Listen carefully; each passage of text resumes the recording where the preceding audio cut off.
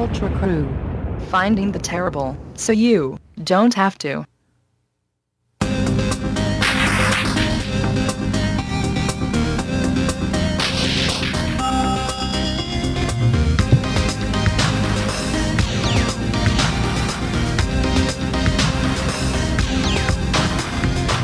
Welcome to Bad Culture Crew, the premier source for the terrible.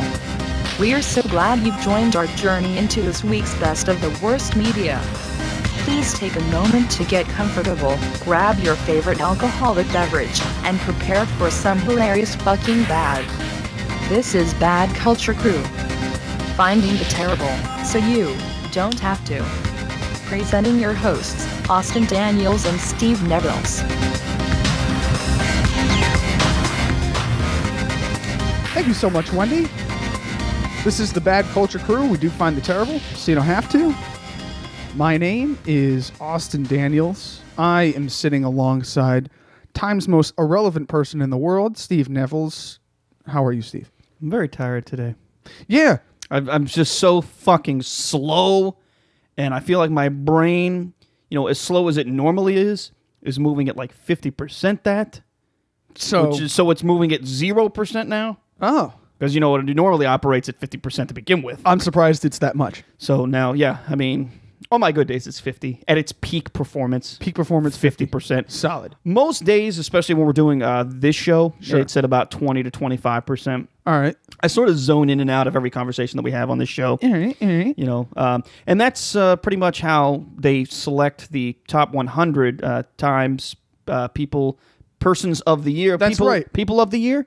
People of the year. Persons of the year? So they cheat a little bit. So we have the list here. So we'll go through. We did so this. Anyway, Time Magazine just announced their 100 people of the year. I like when they group people. As they do every, what is this, April? Every April they do this. Yeah, they do this. I always remember it's like right when I got out of school, this issue would get released.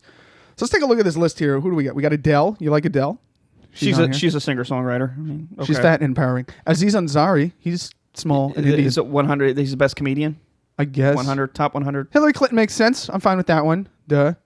Tim Cook makes sense. Sure. Apple CEO. He doesn't want to help Well, he wants to help terrorism. He wants to keep terrorism private. James Comey, Hillary Clinton's best friend, the FBI director. He's I see Ted Cruz is on here. That makes sense. There you go. Stephen Curry, he's shooting basketballs. Caitlyn Jenner. I see that name on here. We called that last year so easily. It says activist, reality star. I think she's like trying to be reality an activist. star, activist. She's trying to be an activist. Why'd they put reality star second? I don't know. That's fucked up. Let's see. Who else? Barack Obama, our boy. Thanks, Obama. Oh, shit, dude. Kim Jong-un is on here. He's a powerful man. Supreme leader of North Korea. He is just as powerful as Julia Louis-Dreyfus, who played Elaine on Seinfeld. Hell yeah. Nicki Minaj, she's on here. Why? We don't know. It says singer-rapper. She has a nice there you go. butt. Now, the biggest one on here, if they didn't ignore it, was Donald Trump. Of course he's on here. Yeah, Trump organization How would he not chairman. be on here? Paul Ryan's on here. Bernie Sanders, your boy. Now, I hate it when they do this.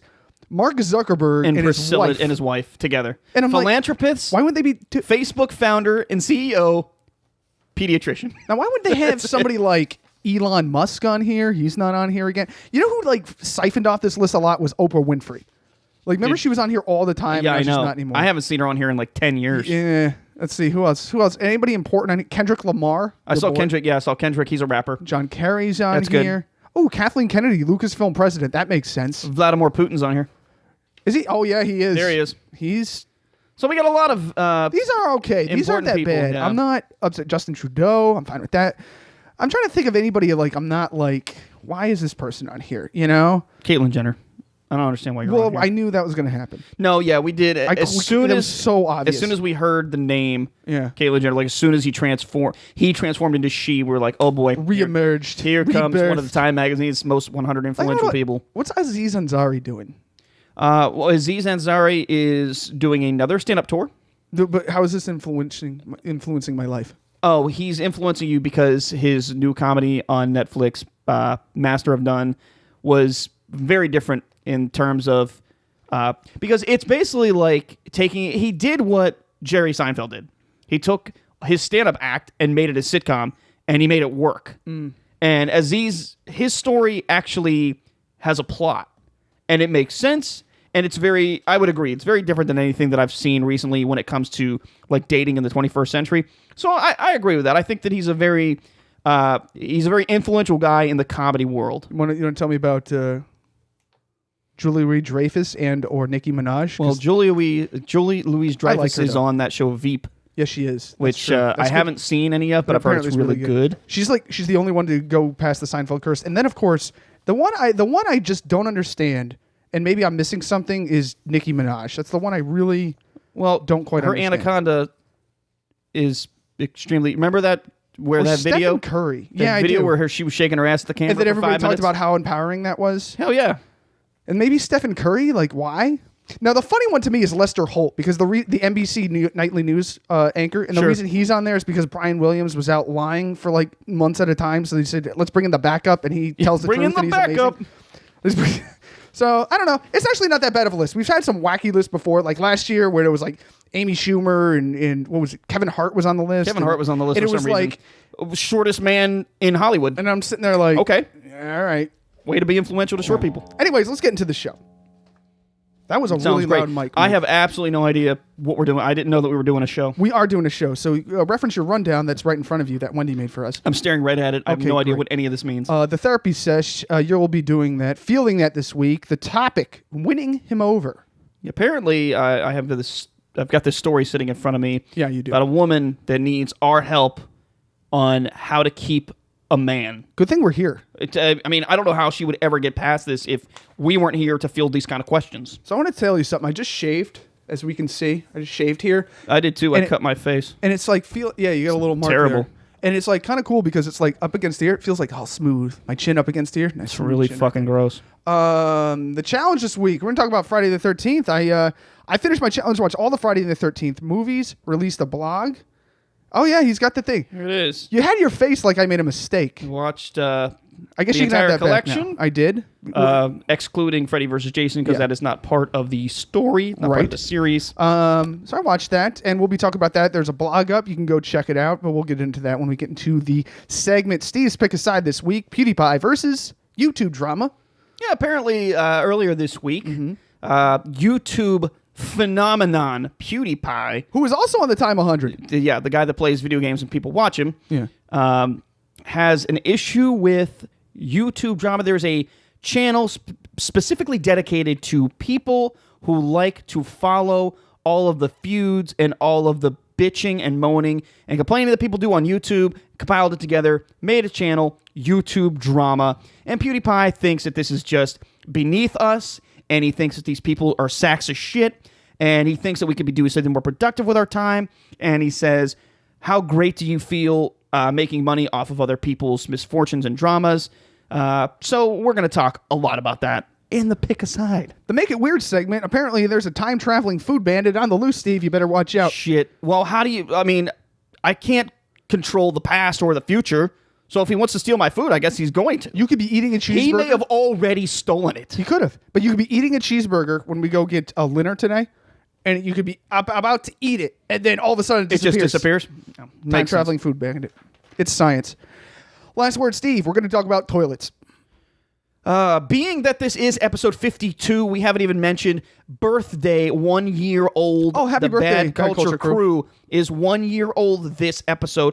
We have made it 52 consecutive weeks, bringing you the terrible. I don't know how the fuck we ever did that, but we hope to bring you 52 more after this, and then maybe even go a little bit further. Who knows? Who knows how far, how long? As long as there is terrible in the world, this is going to continue. I guess we'll be doing this till we die. We may never end. That's why it's easy. But anyway, The Lost World, starring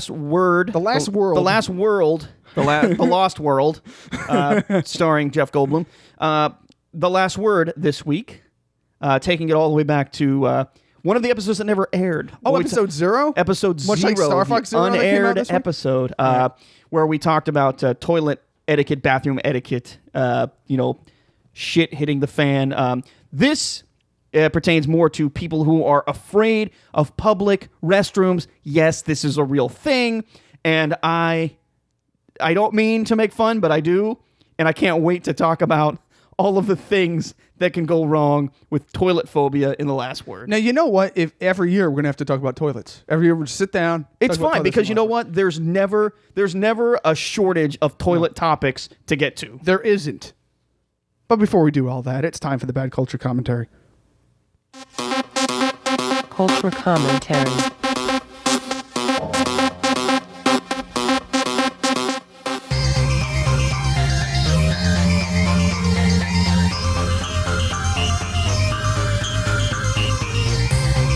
Another divisive story has spread across the United States again, and it deals with money. Well, not in the economic sense, but much more in the social sense, as Harriet Tubman will be replacing Andrew Jackson on our $20 bill. Pundits on both sides are hammering the decision with either immense support or backlash. Supporters are happy with the decision, but at the expense of calling out Andrew Jackson as a huge racist and obnoxiously relish in what they believe his legacy was, the Trail of Tears. However, those opposed feel that the choice of Harriet Tubman was simply a politically correct move, stemming from the minds of the grievance industry who would support any minority. Personally, yeah, I'm fine with the decision. Harriet Tubman was a great American who helped free slaves by means of the Underground Railroad. If I was to select any of our nation's current faces to be replaced, it would be Andrew Jackson. However, that doesn't mean we should demonize the man as I've seen so much on social media these days. There's good reason to keep him on here for what Jackson represented. He was a war hero in the War of 1812. He represented the common man in his time in true honest fashion and was one of our early founders of the modern Democratic Party. Was he racist? Sure, okay. But you have to account for the time period when analyzing an American legacy, not demonize the man as someone of pure hate. Not to mention, the guy was a badass. In addition to being a war hero, he won dozens of duels, one in which rewarded him with his wife. After his campaign speeches, he'd go drink with his supporters and hang out with them. He seemed like a tough but kind of cool guy. So I'm kind of tired of this revisionist history in the internet age when we look at past figures. It sort of reminds me of how on Columbus Day we ignore the day off and just hate on the explorer as a murderous villain. History needs to be taken into context, and while I support Tubman, there's no need to hate on Jackson. And that's my Bad Culture Commentary. So my question is, why do we need to replace somebody on a denomination that already exists? There's just not enough women or minorities on any of our dollar bills. It's just a bunch of white old dudes, so we got to replace it. But why can't Harriet Tubman be the first, not just the first African American on a U.S. currency, not just the first woman on a U.S. currency, but how about the first ever $15 bill? Yeah, my mom's... Let's make the first new everything. See, my mom suggested a $25 bill because that's something people would use. Yeah, I guess that's my big question in this whole ordeal is... I think that's a good solution, actually. Why? And I guess it's because we can't just... And I hear this all the time, which I'm not an economist, so I'm not even going to try to wrap my head around this. Sure. Why creating new currency would totally derail our entire economy? Just because it costs money to make money. I know. And printing new money, they say bringing new money in only weakens the U.S. dollar. That's correct. So, but I mean, then I guess what I'm saying is if we're going to take a man off of this U.S. currency and replace him, why can't we start pulling back on some of the currency that's out there when the IRS takes our money? You know, start removing some of the $20 and $10 and $5 bills and replacing them with these denominations. You know what I mean?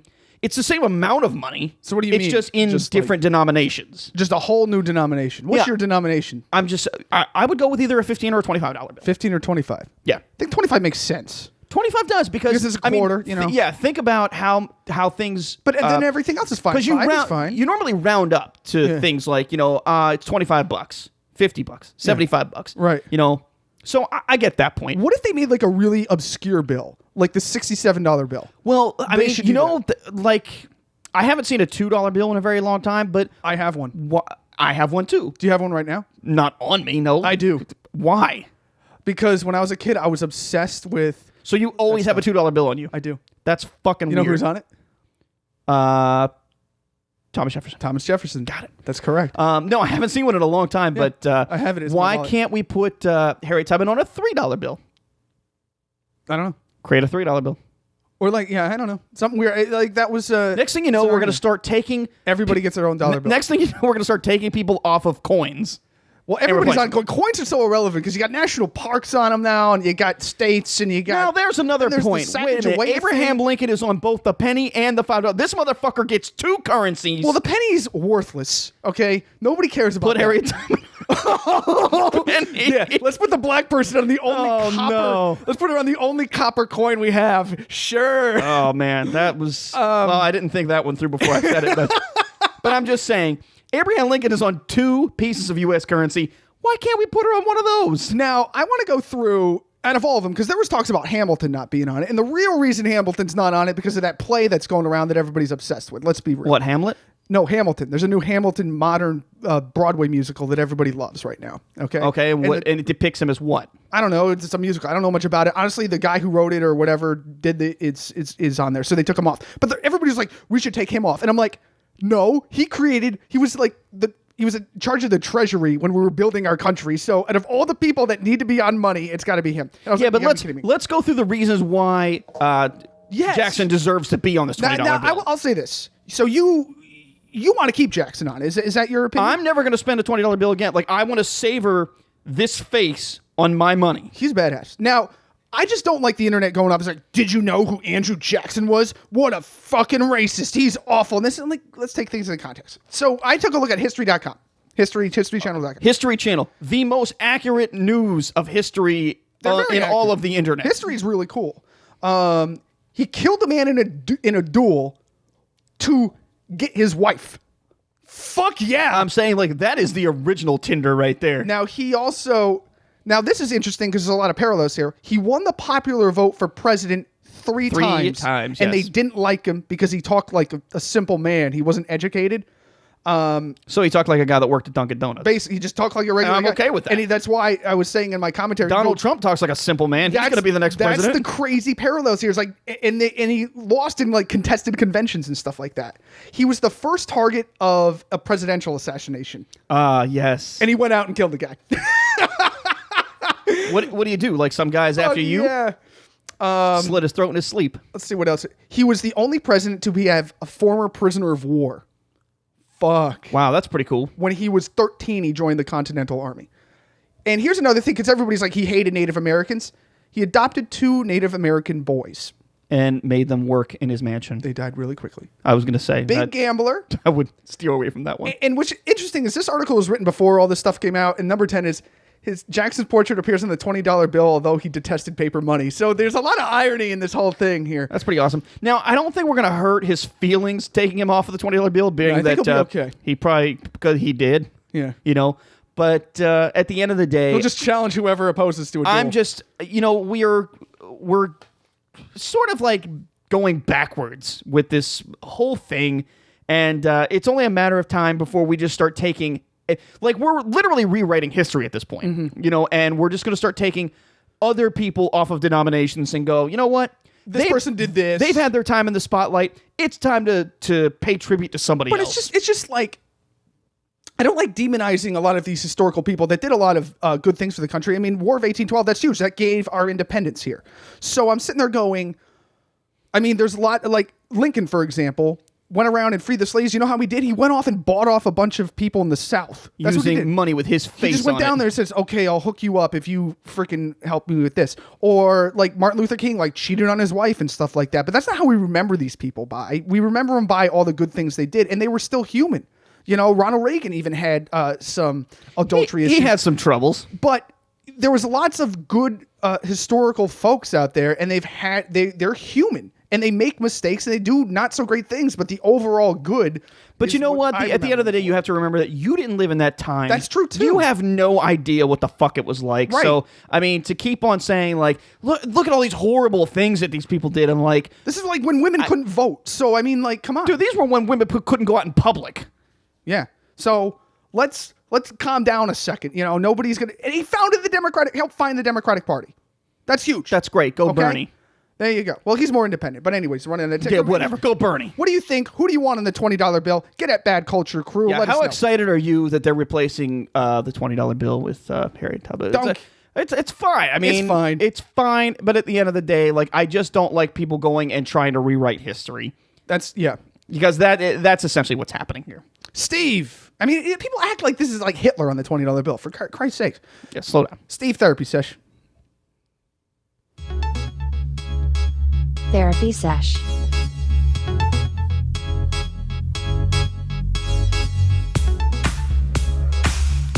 I'm so glad that we're here to do this segment every week because It's a great segment. I just feel like there are people that need help so much more than others. Talking to me? Talking Yes. about me? Yeah, I do. Yeah. So sometimes, like, you'll ask me questions, and I'll be like, "That's a stupid question. You figure it out yourself." Basically.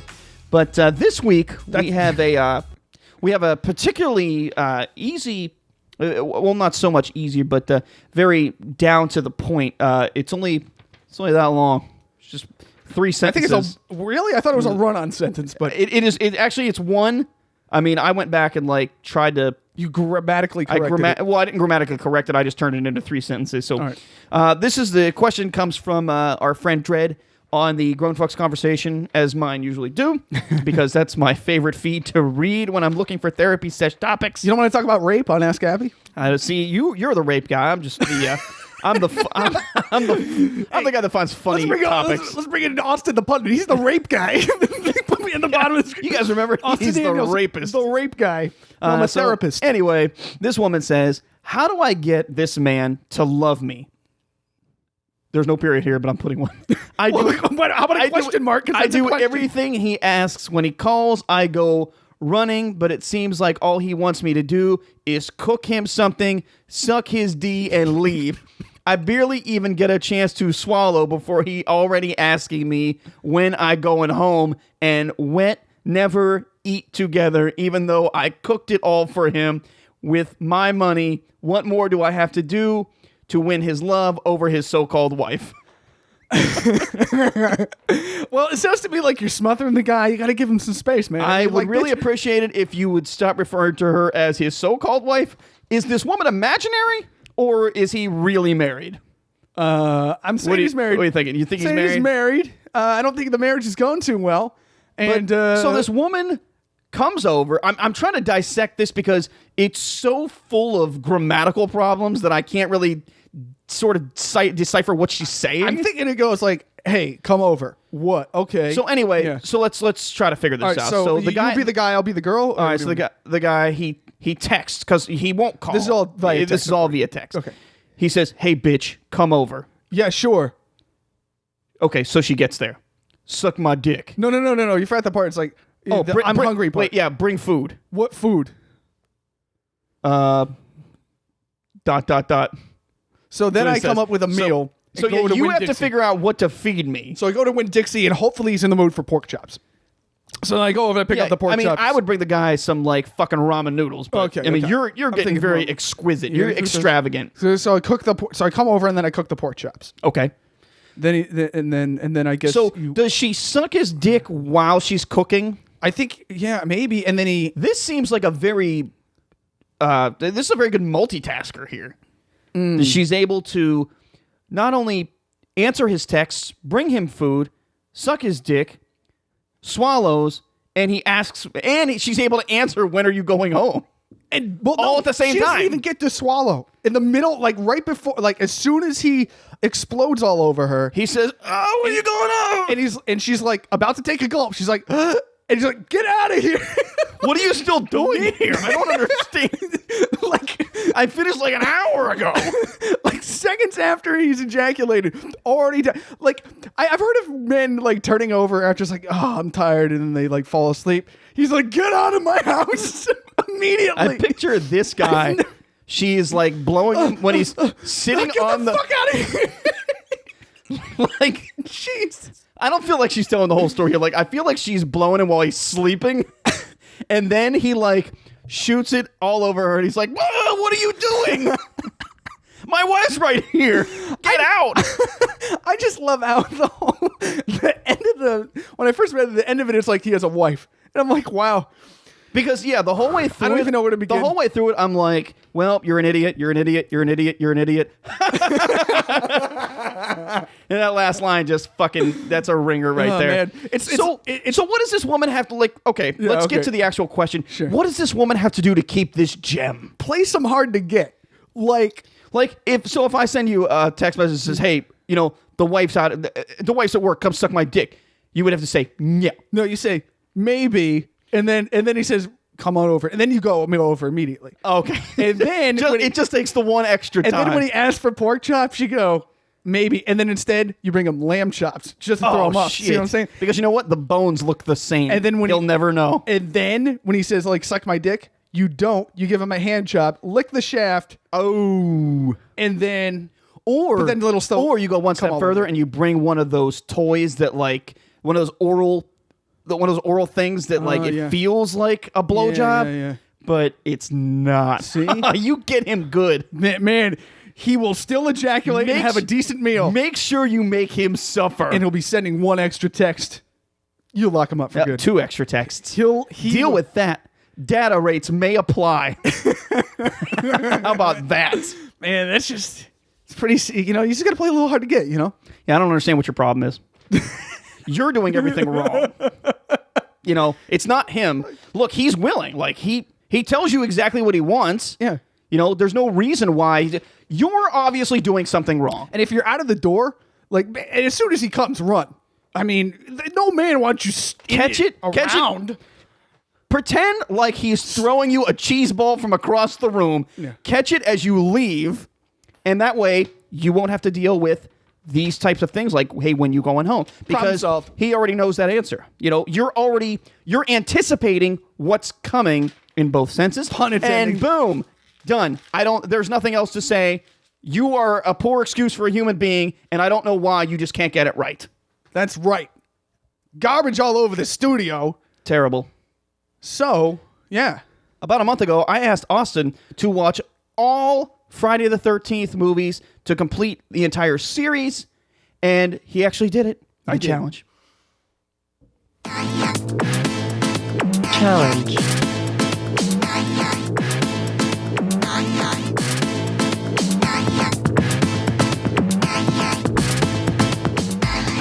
Had to give a little swig of beer there.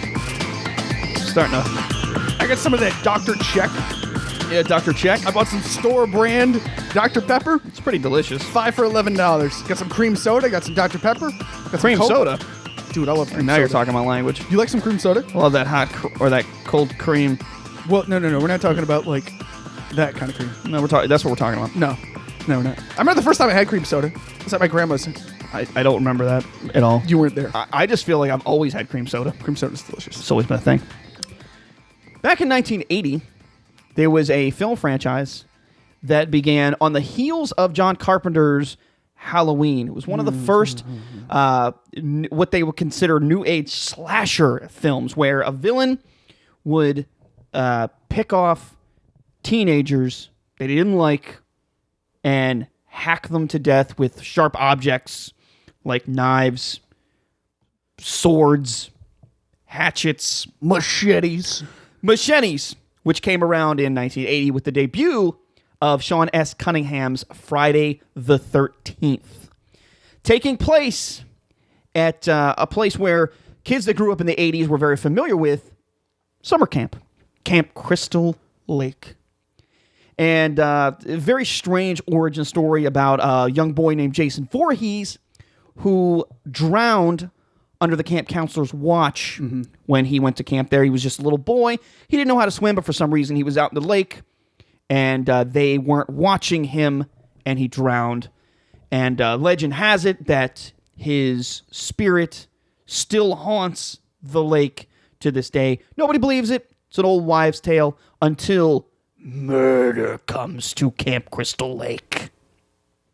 Series ended up being, to this date, if you're just going based on the lineage of the story as intact as it can be, is a total of 10 films, with a reboot coming from Michael Bay back in 2009 that sort of brought it up to date as a new age tale, trying to retell a combination of the first and second story together. It actually worked pretty well, and I enjoyed it. As being a horror enthusiast that I am, I thought they did a pretty good job. Yeah. But anyway, Austin took the time to watch the 10 films in the series and the reboot. So we're just going to kind of go through a generalization of the series and start out by asking him his overall impression. What did you think of the film series? I get it. I don't think slasher films are for me. But it really provides a distinction between what a slasher film is and what a horror film is. I mean, there's going to be some elements of horror in Jason movies, but it's more often than not, it's a lot about let's get to the killing. You know what I'm saying? And what I liked about the series earlier on was when they added more horror elements and they added more story about the mystery of Jason and more of a haunting thing. And then later on in the series, they got into more just more gratuitous, exploitative violence. And that's kind of what I've make of the series. And if you go to my blog, you can take a look. Well, Steve's blog, I took over his blog this week. You can go to it, and I actually rank 1 and 2 toward the top of the list above the ones later on in the series because that's how I felt the series went. Yeah, and you know that if you're at all familiar with the series, you know that the very first installment was vastly different than the rest of the series because it has no paranormal element to it. Jason isn't even the murderer in the first movie. Jason's mother is going around killing all the counselors as revenge because they let her little boy drown. And then in the second one, we start to get into the paranormal element where the spirit of Jason comes back and the legend becomes true. And you wonder, is he really a spirit? From there, we go down this very deranged rabbit hole where every single movie after that gets more and more bizarre as far as the paranormal elements because the series doesn't really continue to play by its own rules as it moves along. Right. Elements change constantly. Although the origin story never changes, it starts to become... You have a harder time digesting it the further you get into the series because none of it makes any sense.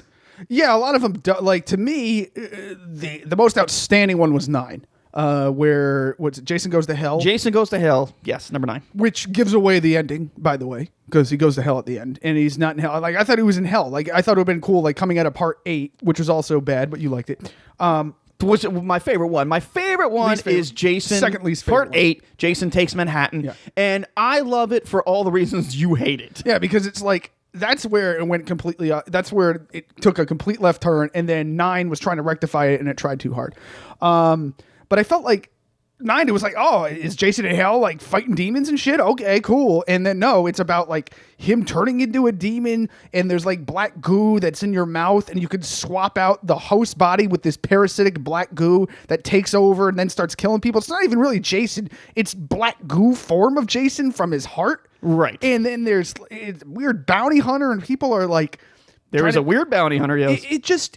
It became too campy... paranormal, and you could kill him with a magical dagger, and then all these like hands come out, drag him to hell. It's like it didn't make any sense. And then he has like relatives, like nieces and like a sister maybe, or a brother, sister-in-law. I don't know. And I'm where are these? I think what happened. Holes in that. Here's movie. what happened to the series, and this is where my mindset is when you watch a series like this, much like the Halloween series or the Nightmare on Elm Street series or the Leprechaun series or any of these like late 80s, early 90s horror films, these movies sort of adapt to their surroundings.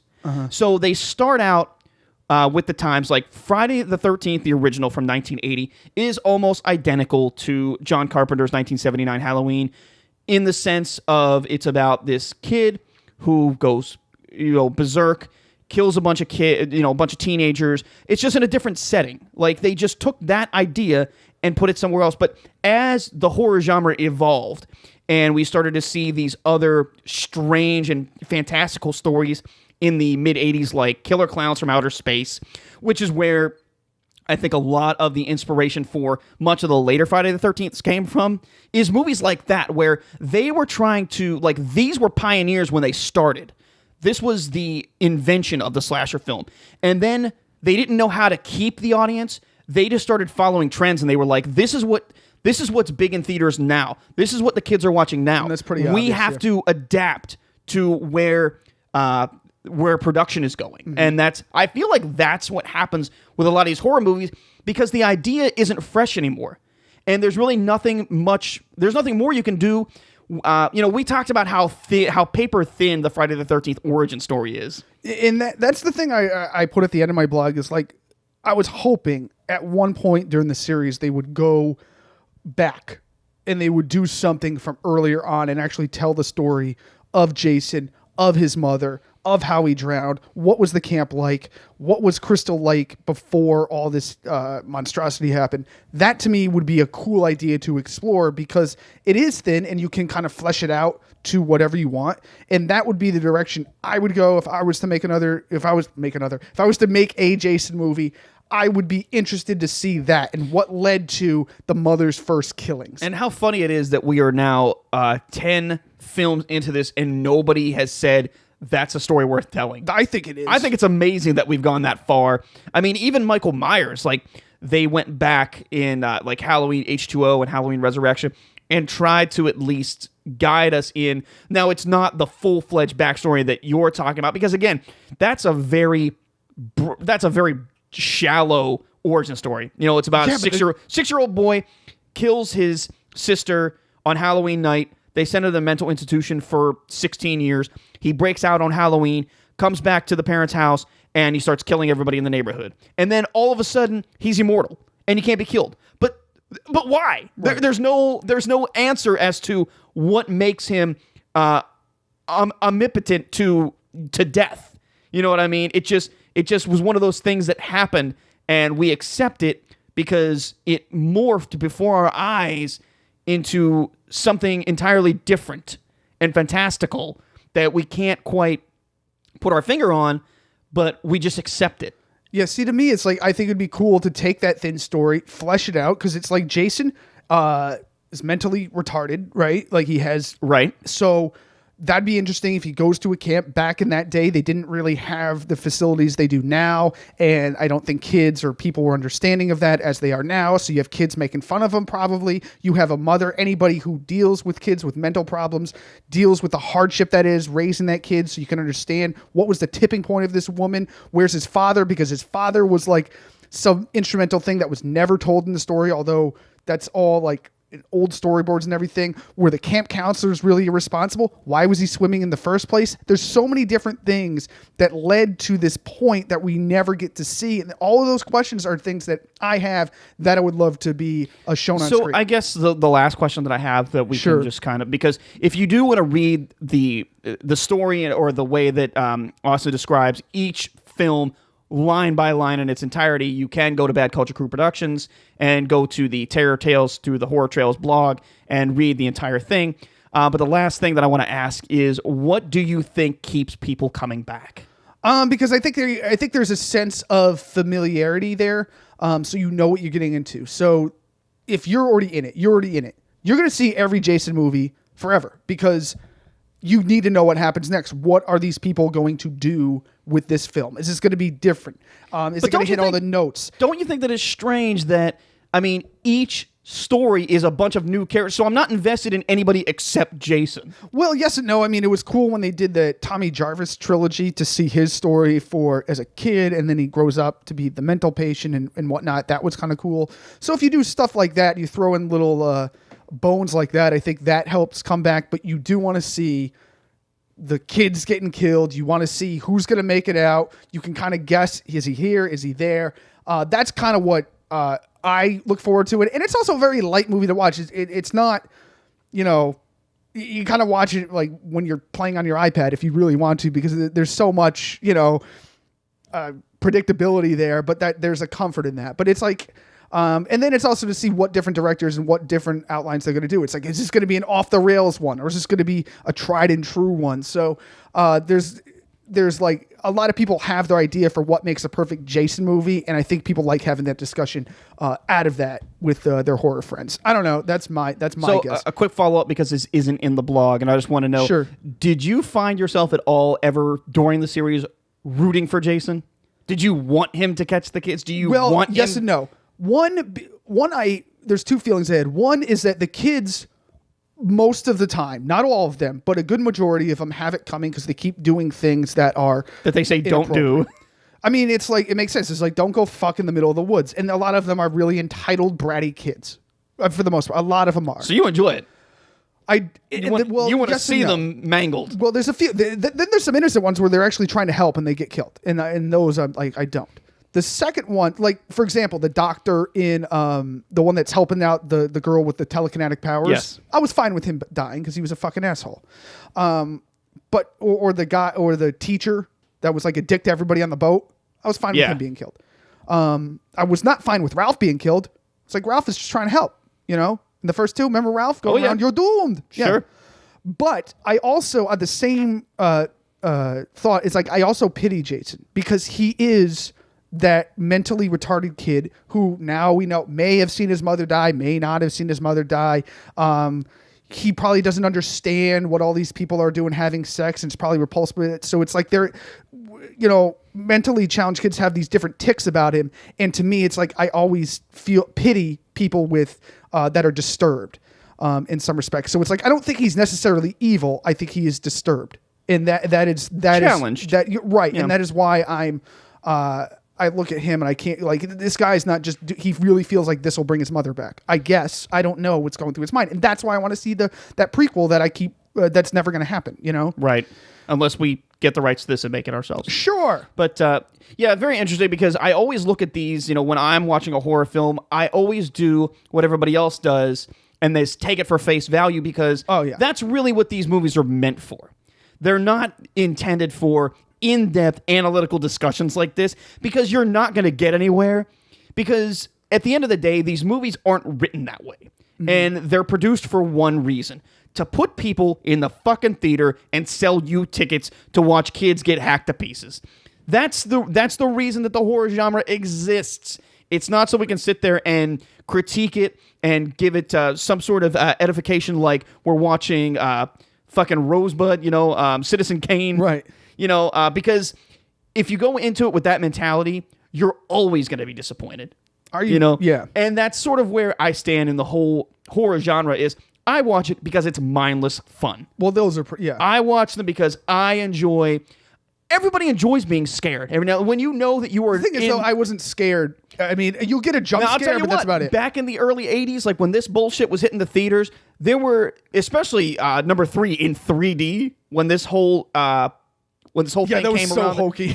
And it was awesome because here's a broomstick. And like you had kids jumping out of their fucking seats. Yeah. You know, and I think with the reboot in 2009, they did a good job with creating those jump scares. Yeah. But they were jump scares with purpose. Like it wasn't one of those movies where, because I've seen so many people try and attempt to make a horror picture with you know, a bogus storyline like this, where they give you the generic characters and they give you this generic villain, and all they try to do the entire movie is try to boo you with jump scares, with audio cues and you know, ambient sounds and stuff, and that's just fucking bogus. Like, do it with purpose. And I think with the newest Friday the 13th, with the reboot, the way that they brought it up to speed with the way that we watch horror movies today, I think they did a great job, and they did good. I'm very excited to see what comes of the series next. Of course, we have the Friday the 13th independent video game that's coming out for the next-gen consoles, either at the end of this year or early next year. So I'm super excited to see how that goes. And of course, you know, the series has been sort of dormant for a number of years now. But 7 years now. It will never go away. I mean, there was a almost 10-year gap between Jason Goes to Hell and Jason X, because Jason Goes to Hell came out in 1993. Jason X came out in 2001. So the series is not over, and it will never be over as long as there are people that will pay money to see this. It's just like there's a new Saw movie coming out. Another one next year. Jeez, yeah. And they swore that they were done with that franchise, but guess what? Money talks, baby. People are clamoring. They say we're not done with this franchise. Those we want to Harriet see Tubmans talk. We want to see more. Of course they do. I'm going to pay you some Tubmans. Steve, your challenge. Yeah. What do we got? So since I took over your blog, you're not taking over my blog, but here's what we're going to do. I wouldn't think so. Here's what we're going to do. Because we're into lists and stuff like that. I'm a little bit of a horror kick and stuff like that. And we're talking about people that are influential. I want you to research in your opinion, the most influential people in the horror genre, the top 10. Okay. And the way you'll do this is a series of 4 blogs that you'll release over the course of a month. Okay. You'll go 3, 3, 1. So there'll be 3 people, and you'll do like a paragraph or 2 on each of them. And then the last one will be the long one, indicating why they are the most influential person in horror. And it can be of course, anyway, since the beginning of horror film till now. Okay, I was going to say Living Dead. What are we talking about here? Everything. What's the scope? Okay. Everything. You find it, even if there's subgenres and stuff like that, if somebody created the subgenre, I want your opinion on that fleshed out. And then what we'll do when we come back is we'll talk about the number one most influential person in the horror genre, why they are, and we'll go from there, my friend. Perfect. This sounds great. Let's move on with the show, Steve. We're going to... It sounds like we're going to pick a side. Pick a side.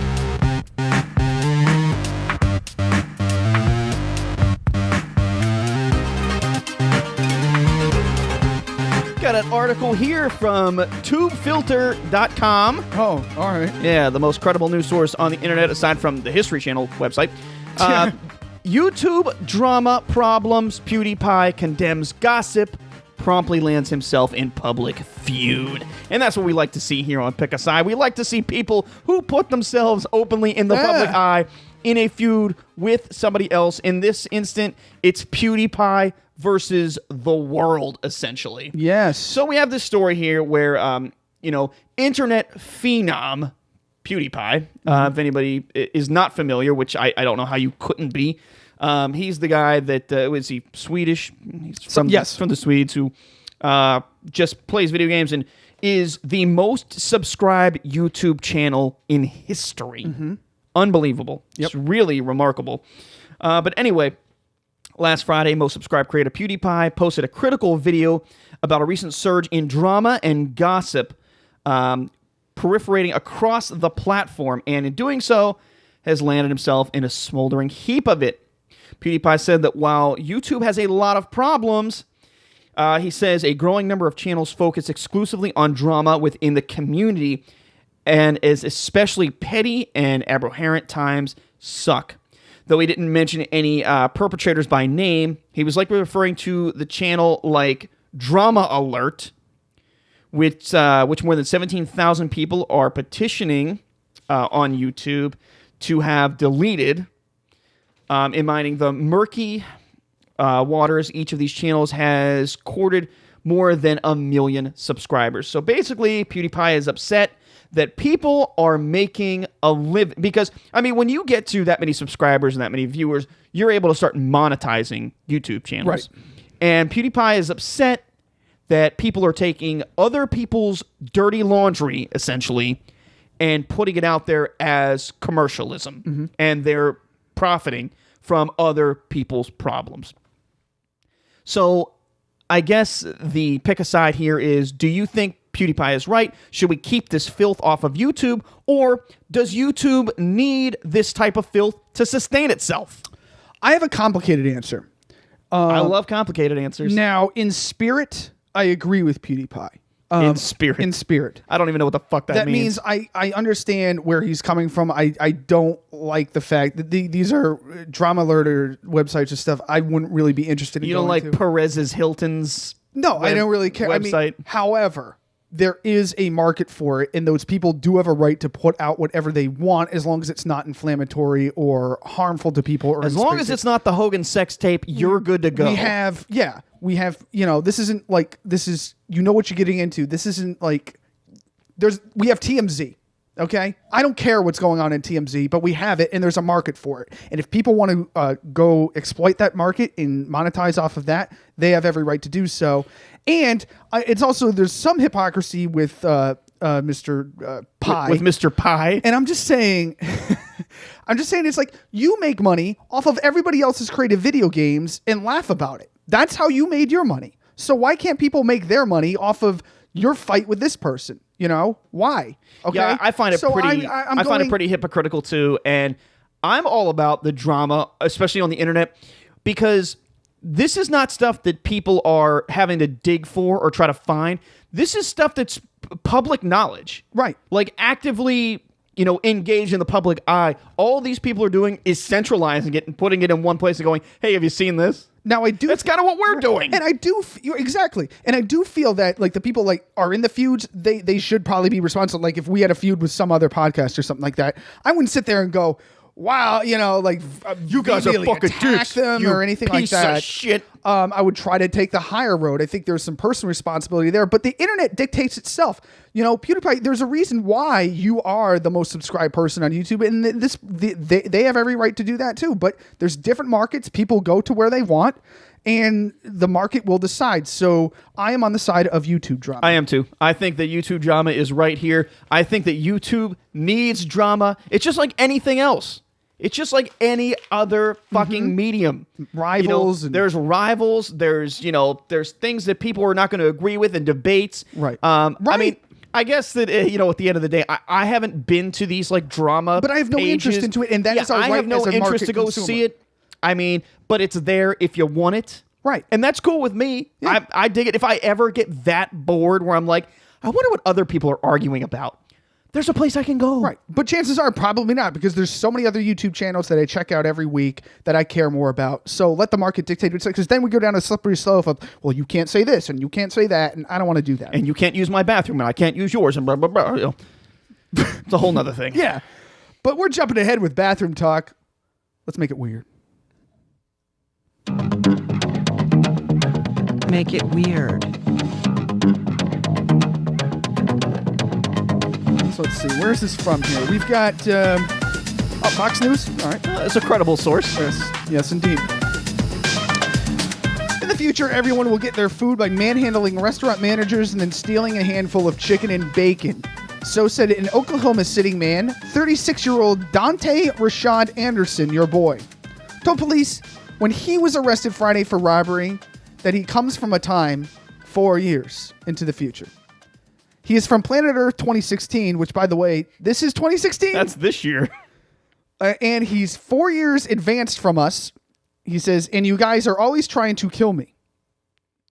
On my planet Earth, everyone is dead, and I walked here from there. So he walked from his planet Earth and walked through time to here. Very good. So then apparently he was ejected from a Carl's Jr. restaurant on Friday morning. The worst place to get ejected from, because how are you going to stay away from those delicious burgers? I still haven't been there yet. It's fucking amazing. Friday morning for loudly demanding food. Anderson allegedly walked across the street to an Arby's, also good. He's no different from anybody else that I see at a Carl's Jr. Jumped on the counter and grabbed the manager. After forcing the manager against the wall, Anderson was accused of grabbing some bacon and chicken and walking out of the business, breaking a glass door in the process, probably helping out with the big, gas problem in there. Well, that's true. I mean, the place was going to explode. Witnesses told police that Anderson walked back across the road. He chomped on bacon and kicked and damaged several cars. Now, I want to say this from a eyewitness of a victim of the car. He jumped up and he was like Chuck Norris and just kicked the crap out of my car. I mean, he's so hard. You could just feel the momentum of him kicking it. So he basically pulled a Street Fighter 2 bonus round on your car. He's out there like Ryu, just kicking the shit out of your car. That's right. Yeah, so apparently this is what the future holds. We will be going into establishments demanding food. We'll be going into Arby's just getting our own food. Now, here's my thing. It's like, if we live in this post-apocalyptic world, much like Mad Max, why is Arby's and Carl's Jr. still around cooking food so they could get beat up to give it to people? I figured What's the market there? I What's figured the that in the business 4 strategy? years from now, those are the only two places that'll still be around. But my point is, it's like, I don't want to picture an Earth without Arby's mozzarella sticks. if you're in Mad Max, and you're hunting down food, you kill people. Check this out. So you're on Fury Road, right? Yeah, you're on Fury Road. You don't just stop off at a Carl's Jr. when It's you're like, hungry. wait. I know we're trying to kill this guy. Take this exit. There's an Arby's. Like, hold on. I see the cowboy hat. Turn here. It's it's one of the originals. It's authentic. Yeah, I'm like, and then these people go to work, cook food for people to come in and not pay for it. It sounds like a really terrible business model. The business that doesn't model make is much sense. really skewed 4 years from now. I don't know. Is this because Trump took over? It could be they were wondering. It's like, who knows who's going to be president?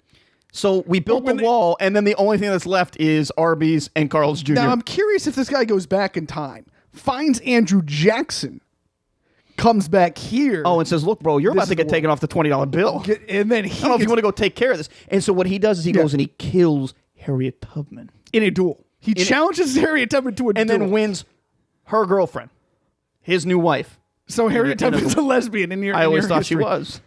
Dude, I don't know, actually. I have really no idea. Am I being insensitive? I'm going to say probably not. No, you're not. She could be a lesbian. She could have been. She could have been. She was using the men's room.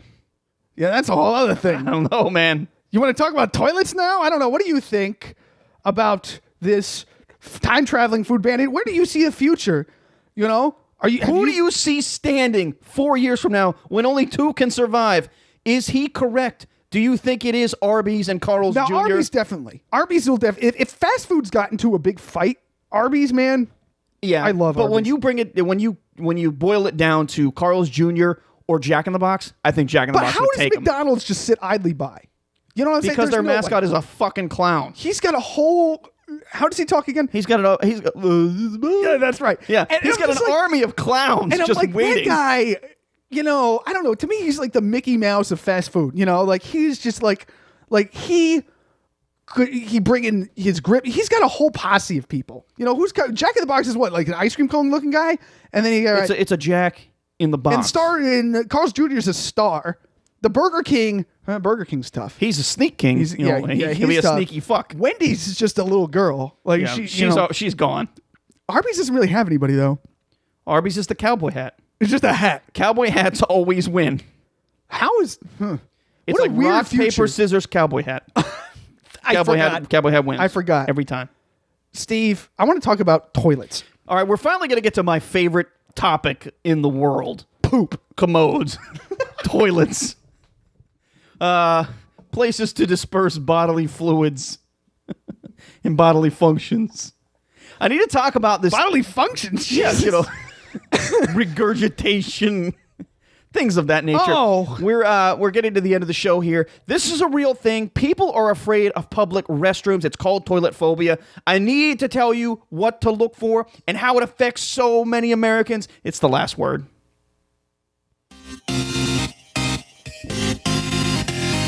The last word.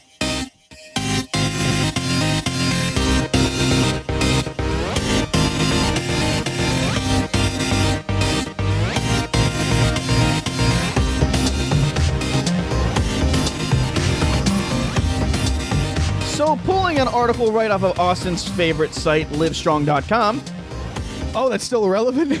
the article is called It's not called "I cheated in the Tour de France for 10 years.com." Nope. Okay. This is my paper says ivestrong.com, but I mean, I imagine that's what it is.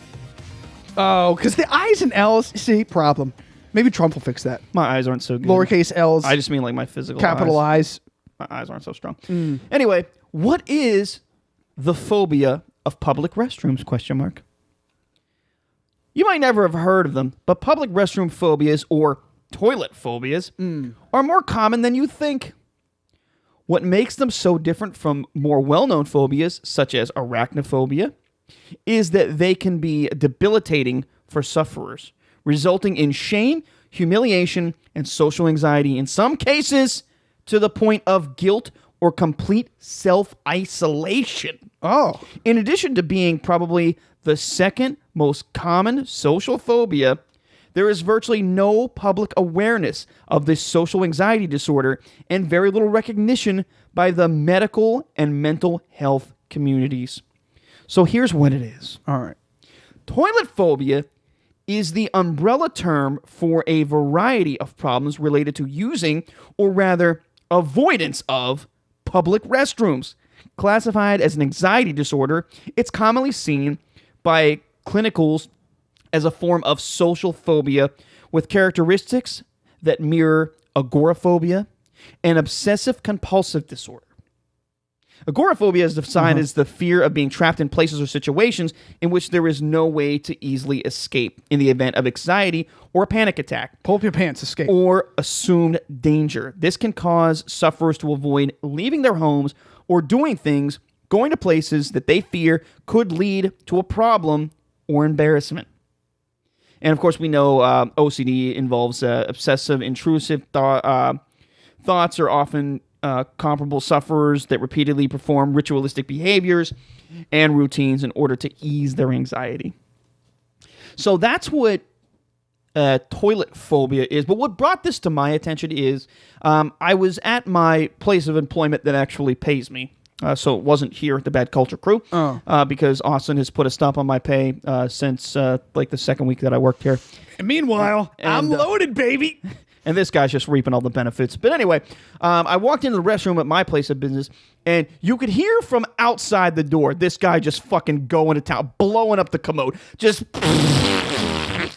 yeah. Now is tearing there it any up. grunts like? Ugh. Is there any of that going on? I didn't hear any grunts, but I did hear heinous destruction of the porcelain. Okay. And then I opened the door. And you could almost feel the tension clench into this guy's ass cheeks as he hears the door open, and all noise, like even his breathing, stopped. Oh, yeah. You got the heavy breathing. And then I come up to the urinal. I'm taking my piss. And all the while, I'm like, any second, fucking trumpets are going to start blaring. But I take my piss for the full, it was a heavy bladder, so it was about a minute long piss. Okay, man. Float stream going. You could have heard a pin drop in that bathroom. Nothing, not a sound. Mm-hmm. And I go and I'm like, did he die? What happened? Oh, he's waiting. So I've been there before. I wash my hands, and me being the guy that I am, I use the hand dryer, wash, finish drying my hands. I open the door and close it. Yeah. So he thinks that I'm gone, right? And as soon as the door closes, like it almost, like he could feel the wind drifting with the door as it pushes close. And as soon as the door connects with the wall, he goes.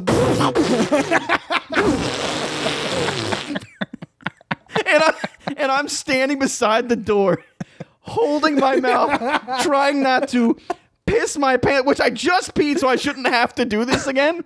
But the tears are coming, and I'm laughing so hard because I'm like, this guy's so weird. That's not weird. People do that. Now, here's a pro tip. It's like, why didn't he let one go during the hair?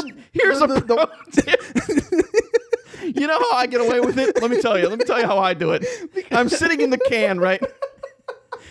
And as I'm letting I just realized it. As I'm letting the butt fumes go and everything, if I hear the door open, I'll just keep flushing the toilet and just keep blowing it up. No, here's my pro tip. It's like he seems like he was holding it and he couldn't last much longer.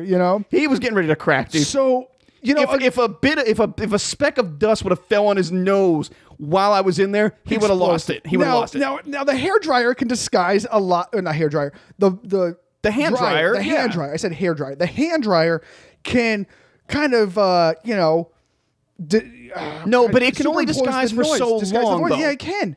But because this guy was out. You know how it goes. It goes. And she just let that flush. The way that this guy was handling business, this was like 30-second spurts of insanity. Man, I mean, whatever what did he do? Whatever he had to eat, I don't want to know. And from the unaired episode, the episode that nobody ever heard. Yeah, but we heard the shit clip one. We did talk. That was publicly available. The very first thing we ever put out as the Bad Culture Crew was the shit clip where I told a story about a bathroom that I went into at my place of business and found fecal matter from floor to ceiling, just completely covering the walls. Right. And they needed to tear the bathroom down and build a new one. This is sort of like a prologue to I feel like what could have happened. I'm going to say no. You don't think that this person exploded? I do want to know what led to that, but we're on so many different avenues here. So what do you want to stick to? I guess the actual phobia of taking dumps. What do you think it is that makes people so terrified to poop with other people around? There is this weird. I mean, everybody poops. Amore. That's what I'm saying. There's everybody this weird poops. Amore where, it's the smell. So if you go, I work in this this cubicle, and I know there's certain bathrooms where I could take a dump in, and other ones I can't, even though the toilet is in there. You can't, you're not allowed to? Socially, there's no. just a urinal? I have never seen anybody take a dump in that bathroom. So because how many people do you stand around and watch go to the bathroom? I spend 3 hours of my day in the restroom. That's all you do at work. You are the bathroom police. I have to see what's going on in there. That's fantastic. And then sometimes I identify as a woman, go check out in there, see what's going on. But I guess like to a certain degree, I understand this because I do have my own method where, Right. I mean, I'm not going to stop because once the fucking turds start coming, they're not going to stop. True. So I'm in there I just keep pushing the little flusher and it just keeps going whoosh, whoosh, Man, whoosh, while and you're pooping? and I'm just like, That's your move? That's the move. Now, I know a guy who will not poop public restrooms. Like in public restrooms. ever. So what does he do? Does he wear a diaper? Okay. Let me put Like it this way. in an instance where oh my god, I can't hold it. So let me take you on a quick story here. So we're at Denny's, me and this guy, and we would frequent Denny's quite often. And when you go to Denny's, you're going to poop You're a big gonna one. poop, yeah. You're going to poop a big one, all right? So I get up for when I finish my ridiculously unhealthy meal at Denny's. Right. Get up, and I'm like, oh my God. Diarrhea-inducing meal. Got to go to the restroom. Yeah. And I'm like, okay. And then I'm still like, trying to like recoup myself because I just ate a bunch of crap. So I'm just sitting there, like, we got to go. And I'm like, can we just sit and relax and say, I want to digest my food. I gotta let this give me settle. about 4 minutes. No, let's go. And I'm like, and then I realized, it's like, I got to poop. He got and I was shit, like, yeah. we'll go. And he's like, I'm not pooping in the restroom. And I'm like, well, I'm not getting up. I just, and he would do this all the time. So he will not do that. And it's so weird to me. Did he ever explain why? I don't know. It's just like he won't do that. And there's this weird social thing. It's like, oh, I can't believe. I think one of the things is especially if you're at like a party, a house party, and if you stank up that restroom, it's not good. Or you clog that toilet. There's fear of that, Well, that's why you have to bring your own air freshener and you bring your own plunger. That makes sense. Problem solved. I just And then if people see it in your backseat, they go, hey, what's that for? I'm like, in case I clog up the...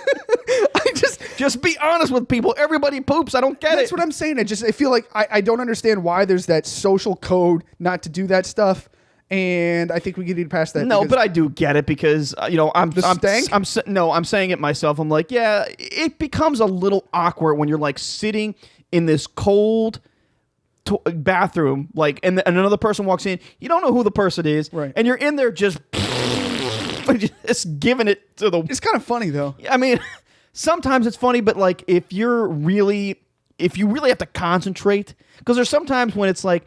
That you have to go, but it's gonna be a lot of work. Like you're gonna have to force this one out, and you're sitting there and you're giving it the heave ho, and you're like, and then you hear the door open, like, which it's not typical when you're at home. Like you have full concentration. Your mind goes off to that place where you're like, man, if I blow out my asshole, at least I'm somewhere where I can stop the bleeding. Right. But here you are, like the door opens, which is an uncommon sound when you're trying to take a shit. Right. And then you go, what? And you clench up. And the next thing you know, you're like, oh, God, now I have to start all over again. You really got to get that out. You got to work that out. So you're just kind of like sitting there and you're like, do I really want to sit here and have some guy that I don't know who it is sit here and listen to me go, See, I don't care anymore. I really, for the most part, I don't care. I think you get to a point in your life, and I think when we should you stop get past it. I think we should stop caring. Now, I think what's going to make this a big problem, or what's going to make this phobia even more enraging is when people have to start sharing bathrooms with the opposite sex. Yep. Like Target. Like now when I go to Target, I don't know if it's a man or a woman walking in, and I especially don't want to be in a bathroom and be like, well, this chick's in a bathroom. She's probably really... Oh, I don't care anymore. Gonna have to... Yeah, you walk out of there, and then what you do is you walk out of there in Ace Ventura, and you're like, do not go in there. Yeah. Because, at this point, what else are you supposed to do? Now, I will say this before before I go take a shit, and I stand right beside the door. 2 points. I want to make 2 points, and then we get out of here. Make them. The first one was, I remember in college, like you would share like a room, and they had the common room, and you had different rooms, right? I had my own bathroom, but okay. So we had this one common bathroom, and I walked in there, and then that fart you let out sometimes before you poop. Everybody heard that fart. Everybody was like, "Oh, this dude." And I'm like, "Hey, man, got a fart." Like there was the fart and then poop. What are you going to do? That's the way that the world works. And the second, this has nothing to do with public restrooms. The other day, like in the middle of the night, like 3 a.m, woke up, had to go explode. I haven't had that in forever. I do that like every night. No, usually you wake up, go pee sometimes every once in a while. This was like wake up, explode. And this was like a half hour of nonsense. Like this. This is like the guy that was in the bathroom. This was like, I thought it was done, woke up, went back to bed. I'm like, nope. Got up again. I was like, holy crap. I have those most nights. Yeah. But yeah, that's it. There's a thing. I can't help but laugh because to me, Pooping's funny. Poop will always be funny. Farts will always be funny. Farts are really funny. I had to bring this up because this happened the other day, and I am just such a fucking dick where I will pretend like I left the bathroom. That's pretty great. Just so that this guy can go, oh! Poor guy. And I think he was like clenching the handicap rail Yeah, to the you gotta point where he almost broke it off the wall. For power squeezing, as And- Larry the Cable Guy would and say. the toilet paper was spinning 1,000 miles a minute because he's in there and it's like a tornado. It's like the perfect storm of excrement, and he's just in there. And I'm laughing at this guy's expense. I don't know who it was. I didn't stick around to find out because if he comes out and I'm still standing there, it's going to spell bad news for me. You should have sat in the stool, did a farting contest with him. It was Michael Moore. There was only one stall. There's only one stall. There's one urinal, one stall. It was Michael Moore. Probably. Anyways, what are we doing next week? Oh my God. Anyway, What's coming up? Tell me, get on Twitter. Tell me about your funny bathroom stories. We need to know. Do you have a phobia of public restrooms? Do you? You can get help. Do you hate taking a poo in public? That's so weird. I don't know. It's just taking a poo. Why did you say it like you that? take a poo in public.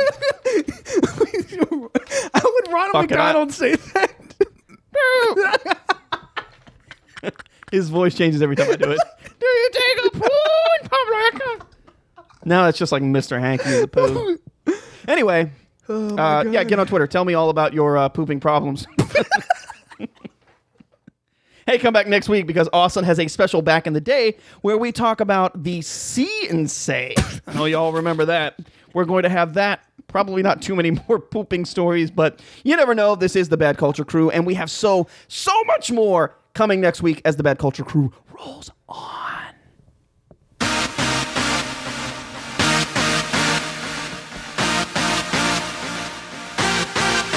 Thank you for listening to Bad Culture Crew. We hope you enjoyed the show.